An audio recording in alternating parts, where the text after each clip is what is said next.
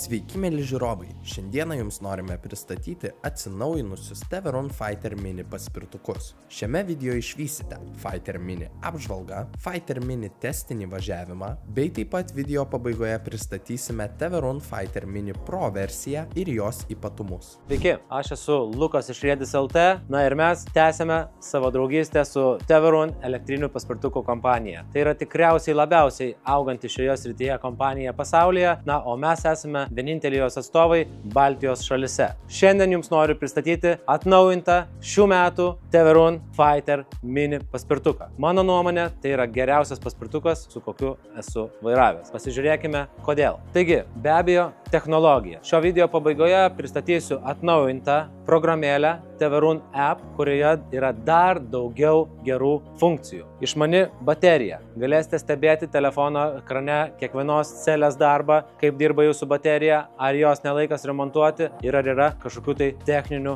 problemų. Pats paspirtukas pasižymi ypač dideliu komfortu, todėl kad yra įmontuoti reguliuojami hidrauliniai KKA firmos amortizatoriai. Tai yra super. Taip pat yra plačios 10 colių bekamerinės padangos, taigi pamirškite pradurtas padangas. Jos dažniausiai prasiduria dėl kameros esančios viduje. Šiuo atveju technologija yra kaip automobilio, viduj kameros nėra, paspirtukų takuose retai būna vinių, tad ją pradurti yra labai sunku. Du varikliai po 1000 vatų, kurie leis pasiekti net beveik 3 kW maksimalią galią. Jie leis jums išvystyti iki 60 km/h greitį. Na, jeigu ribotuvas bus atjungtas. Šiuo atveju parduodamas paspirtukas važiuoja iki 25 km/h, yra speciali apvali kortelė, kurią pridėjus galima jį atsirakinti. Visą tai padaryti labai paprasta. Na, baterija. Išmani baterija beveik 21 Ah talpos, kuri leis nuvažiuoti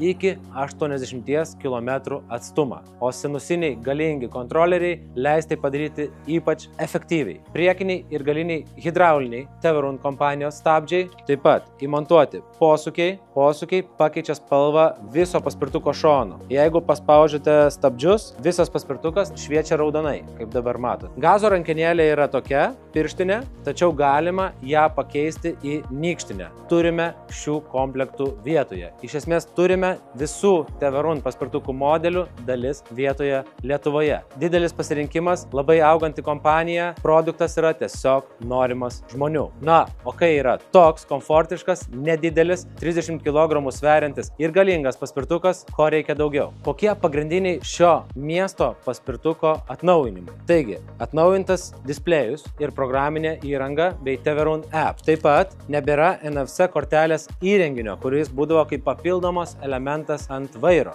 Dabar NFC kortelės yra įmontuotos tiesiog į ekraną. Jeigu jūs paspirtuką norite įjungti, jis prašo pridėti NFC kortelę. Jūs turite 2 korteles komplekte, pridedate kortelę prie ekrano ir paspirtukas įsijungia. Taigi nėra papildomų elementų, papildomų laidų, papildomų vietų sugesti ir panašiai. Labai geras atnaujinimas. Taip pat pakeistas galinio purvasaugio dizainas. Čia galima priklijuoti paspirtuko numerį, jeigu toks atsiras ateityje. Šis paspirtukas man asmeniškai sukėlė labai gerus įspūdžius, vairuojant per sudėtingas trasas, kur yra daug posūkių, šaknų, duobių ir panašiai. Tokio komforto nebuvau pajautęs. Na, nebent tuose pačiuose galingiausiuose paspirtukuose, kur yra super galingi, daug sveria ir dideli. Šis paspirtukas yra miesto paspirtukas, super flagmanas miesto paspirtukas. Dizainas, kaip matome, yra labai subtilus. Juoda spalva, visi elementai tiesiog padaryti labai gražiai, laidų įėjimai, išėjimai, jokių nereikalingų detalių. Viskas yra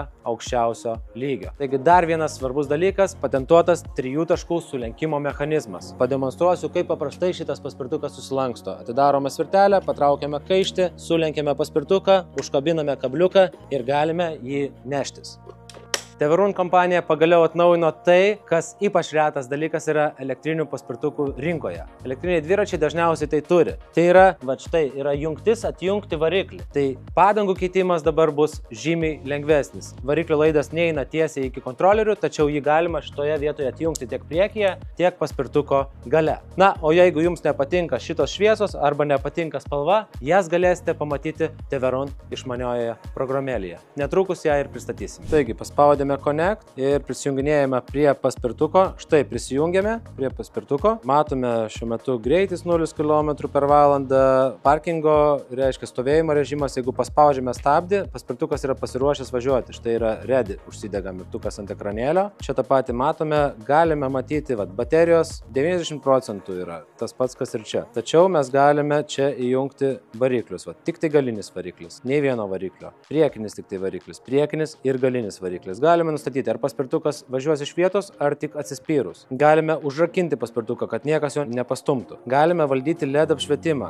kokias norim funkcijas, kokias norim spalvas, visi šonai yra pačia taip švies. Taip pat galime įeiti į update, tai yra paspirtuko programinės įrangos atnaujinimą. Auto update reiškia, kai jūs įjungsite programėlę, jeigu bus naujesnis atnaujinimas, jis automatiškai atnaujins jūsų paspirtuko programinę įrangą. Smart Modas yra nauja funkcija, kuri automatiškai gali perjungti ar vieną variklį, ar du variklius, jausti pagal jūsų galios pasipriešinimą. Tai yra visiška naujiena, dar net neteko išbandyti.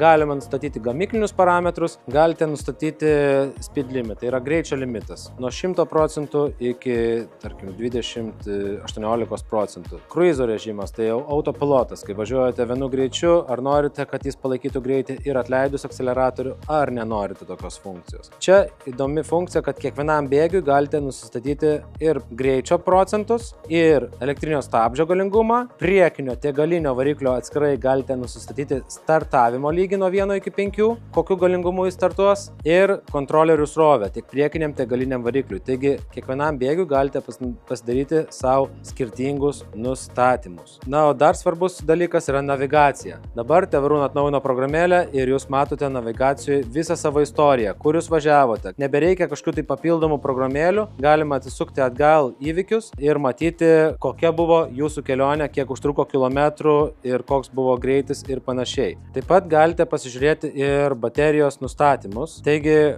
matome, koks yra mažiausias tarp kurios celių grupės ir didžiausias voltažas, koks yra skirtumas. Pati programėlė pasakys, jeigu yra kažkokių tai problemų, galime taip žiūrėti kiekvieną celių grupę. Kadangi šitas paspirtukas yra 52 voltų, jis turi 14 celių grupių. Visų voltažai yra labai panašus, baterija yra neįsuderinusi, baterijos temperatūra yra gera, taigi paspirtukas yra paruoštas naudoti. Daugybė išmanių technologijų, jeigu kažkokios tai ar techninės problemos ir panašiai, tai paspirtukas jas parodys šioje programėlėje. Taigi neoficialus Fighter Mini mirties kalno testas. Šiuo metu paspirtukas yra įkrautas apie 60%. Važiuosime 5 bėgių. Faktas, kad šis paspirtukas mirties kalną įveiks. Įdomu, kaip greitai. Aišku, viskas priklauso nuo baterijos įkrovimo lygio, nuo sąlygų. Tačiau, žinokit, aš esu be žado. Turbūt tai yra vienas patogiausių paspirtukų, su kuriuo esu važinėjęs, o važinėjęs ir turėjęs paspirtukų esu tikrai daug. Pulse Dual Pro, Reset 8+, Blade Mini Pro, taip pat esu fanas Apollo City Pro, itin komfortiškas paspirtukas. Na, tačiau, žinokit, tikrai niekas nepasilygina su šiuo paspirtuku. Tokį kompaktišką kūną sudėti tokie galingi hidrauliniai amortizatoriai ir itin plačios 10 colių CST padangos. Nuoširdžiai sakau, tikrai vienas, galbūt net turbūt pats maloniausias važiavimas, kokį man yra tekę važiuoti. Wow! Mažiau kalbų, kaip sakoma, daugiau važiavimo. 3, 2, 1, važiuojam.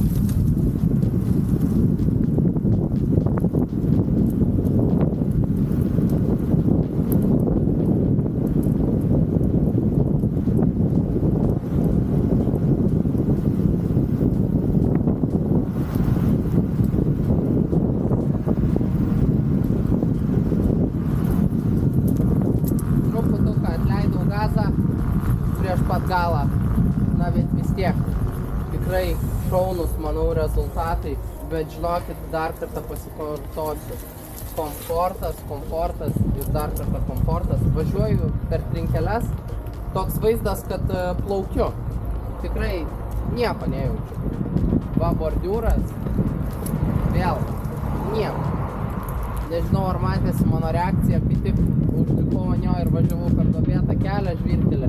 Bet wow! Na ir manau, iš kompaktiškų paspirtukų tai yra tikrai pats komfortiškiausias, su kokiu man teko važiuoti. Na, o dabar trumpai pašnekėkime apie Fighter Mini Pro versiją. Ši versija yra skirta norintiems didesnės galios, ilgesnio nuvažiuojamo atstumo, bet to pačio patogumo ir funkcionalumo. Šioje versijoje naudojama 60 V sistema suteiks didesnį akceleracijos pojūtį, na, o didesnė 25 Ah baterija leis nuvažiuoti net iki 100 km atstumą vienu įkrovimu. Taip pat dar kartą norėtume priminti, kad abi šios versijos, tiek standartinė, tiek Pro versija, turės Bosch gamintojo variklius. Tai yra dar vienas įrodymas, kodėl Teverun yra pažangiausias elektrinių paspirtukų gamintojas. Ačiū, kad žiūrėjote. Jeigu norite išbandyti bet kurį Teverun modelį, Teverun Blade Mini, Teverun Fighter Mini, Teverun Fighter 11, Fighter Supreme ir kitus būsimus ir esamus Teverun kompanijos modelius, atvykite į jų atstovybę Vilniuje, Kalvarijų gatvė 269. Čia buvo Lukas iš Riedis LT, iki kitų susitikimų. Ate. Riedis.lt. Tavo laisvė judėti. Kalvarijų gatvė 269 Vilnius.